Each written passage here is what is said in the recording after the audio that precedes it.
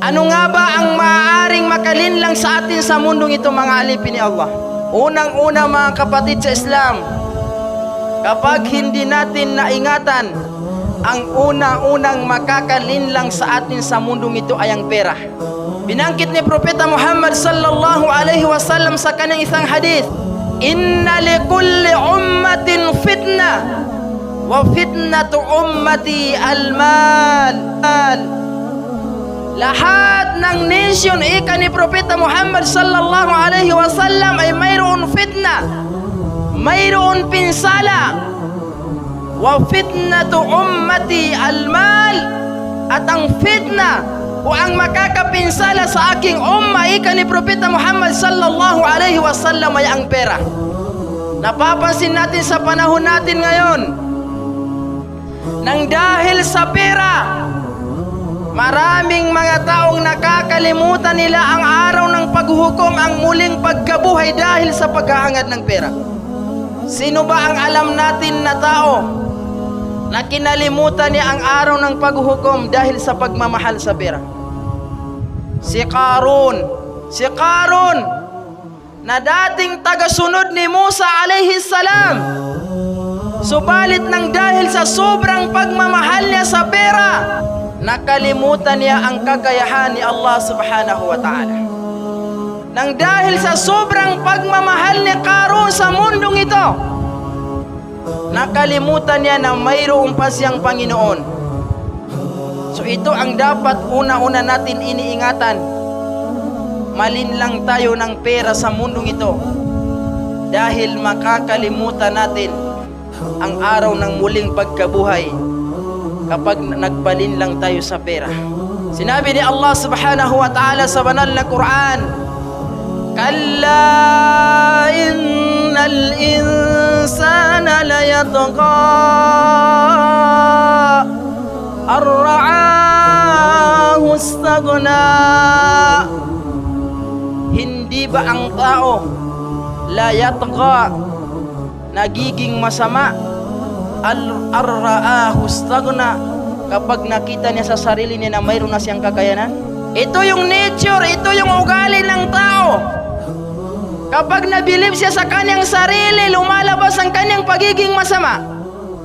Kalla innal insana layatgha. Hindi ba ang tao, ika ni Allah subhanahu wa ta'ala, nagiging masama? Ar-ra'ahu istaghna. Kapag nakita niya sa sarili niya na mayroon siyang kakayanan, lumalabas ang kanyang pagiging masama. Sino naman yung alam natin na tao na dahil sa bilib niya sa kanyang sarili ay sobra ang kanyang pagiging masama? Si Fir'aun. Dahil sa sobrang bilib ni Fir'aun sa kanyang sarili, nakalimutan niya ang Allah subhanahu wa ta'ala. Hanggat sa sinabi ni Fir'aun na siya ang Panginoon, ana rabbukumul a'la, ako ang Panginoon ninyo na makapangyarihan. Dahil sa sobrang bilib ni Fir'aun sa kanyang sarili, nakalimutan niya ang kakayanan ni Allah subhanahu wa ta'ala. Yung una, si Qarun. Dahil sa sobrang yaman ni Qarun, nakalimutan niya ang Allah. Ano ang ginawa ni Allah na parusa kay Qarun? Magpahanggang ngayon, nasa ilalim pa rin ng lupa si Qarun, patuloy na inililibing sa lupa hanggang sa araw ng paghuhukom. Nandiyan pa rin si Qarun na nakalibing sa lupa, na buhay pa sa hanggang ngayon. Pangalawa, si Fir'aun. Dahil sa bilib niya sa kanyang sarili, ang tingin niya sa sarili niya, siya na ang Allah. Ana rabbukumul a'la. Isang araw ang ginawa ni Fir'aun, dahil sa sobrang bilib niya sa kanyang sarili, inutusan niya yung mga tao niya na gumawa sila ng parabang bundok na pinagpatong-patong na bato, at umakyat doon si Fir'aun. Tinawag niya yung kanyang mga salamangkiro, lagyan niyo ika ng dugo yung target na itinapong ko sa langit, para pagbaba ng target na yon, sasabihin ko kay Musa na patay na ang Panginoon dahil tinamaan ko. Ganon kasama si Fir'aun. Maski yung mga ilog, sinasabi ni Firaun na yan ay umaagos dahil sa kapangyarihan ko. Pero tingnan yung mga alipin ni Allah. Ano ang parusa ni Allah subhanahu wa ta'ala kay Firaun dahil sa sobrang bilib sa kanyang sarili? Hanggang ngayon, nandiyan pa rin yung bangkay ni Firaun na hindi nalulusaw para magsilbing babala sa kung sino man ang magmalabis sa mundong ito. Hanggang ngayon, ilang libong taon na ang nakalipas, panahon pa ni Propeta Musa alayhi salam. Ano ang parusa sa kanya ni Allah subhanahu wa ta'ala? Fa'akhadnahu akhzaw wabila. Pinatay siya ni Allah subhanahu wa ta'ala sa paraan na pinakamasakit dahil nalunod siya sa dagat. Magpahanggang sa ngayon, hindi pa rin nalulusaw yung kanyang bangkay upang magsilbing babala sa kung sino man ang taong magmalabis sa mundong ito. Kaya mga alipin ni Allah subhanahu wa ta'ala, ito yung mga kauna-unahan, ito yung mga pangunahing dahilan na maaaring makapaglinlang sa tao. Unang-una ang yaman. Kapag ang tao wala na siyang ibang hinangad kundi ang yumaman, yumaman ng yumaman, wala na siyang pakialam kung ito ba ay halal, ito ba ay haram. Basta ang mahalaga sa kanya kumita ng pera, malilin lang siya ng mundong ito, mga alipin ni Allah.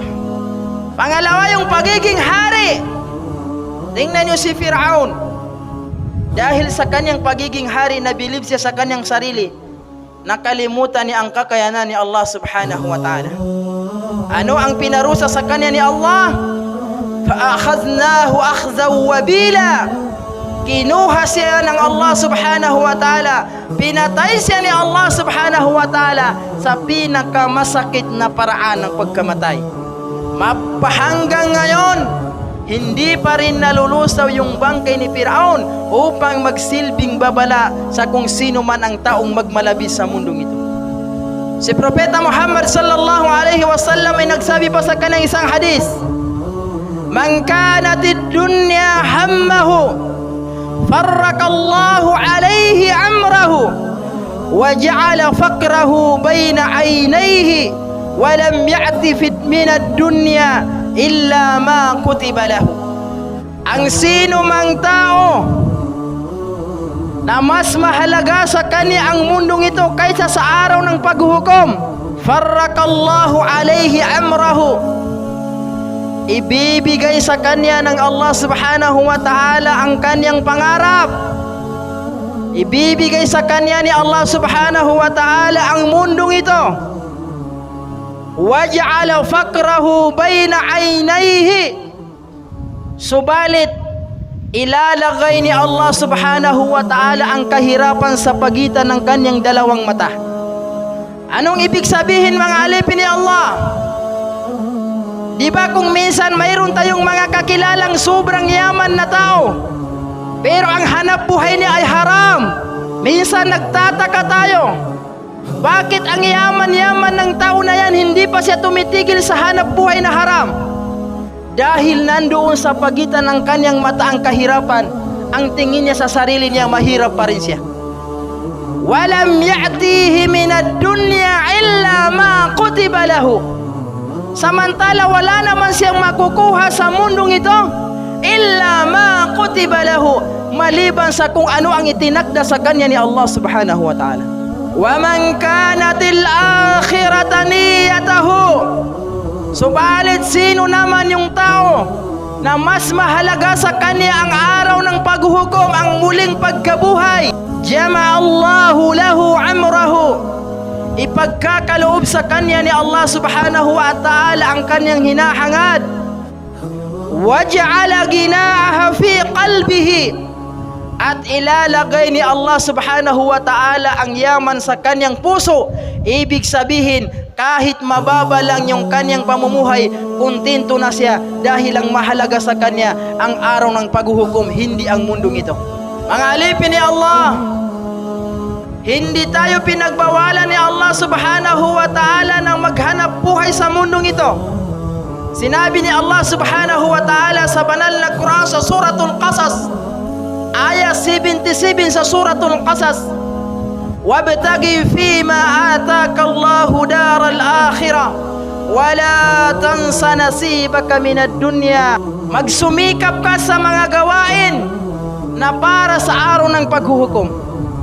Lahat ng alam mong gawain na para sa araw ng paghuhukom, lahat ng alam mong gawain na makakatulong sa iyo sa araw ng paghuhukom, yun ang pagsumikapan mo.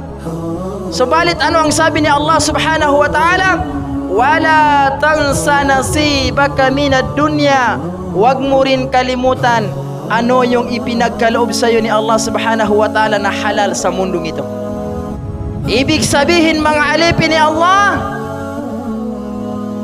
mas bigyan natin ng halaga, mas bigyan natin ng pansin yung araw ng paghuhukom kaysa sa mundong ito. Subalit ano ang sabi ng Allah? Wala tansa nasibaka minad dunya. Huwag mo rin kalimutan yung halal na rizki ipinagkakaloob sa iyo ni Allah subhanahu wa ta'ala sa mundong ito. Pagkatapos natin magsambayang, ano ang itinuro sa atin ng Allah? فَإِذَا قُضِيَتِ الصَّلَاةِ فَانْتَصِرُوا فِي الْأَرْضِ وَابْتَغُوا مِنْ فَضْلِ اللَّهِ. Pagkatapos niyong magsambayang, maghiwa-hiwalay kayo sa kalupaan at hanapin niyo ang biyaya habang kabutihan sa inyo ni Allah subhanahu wa ta'ala.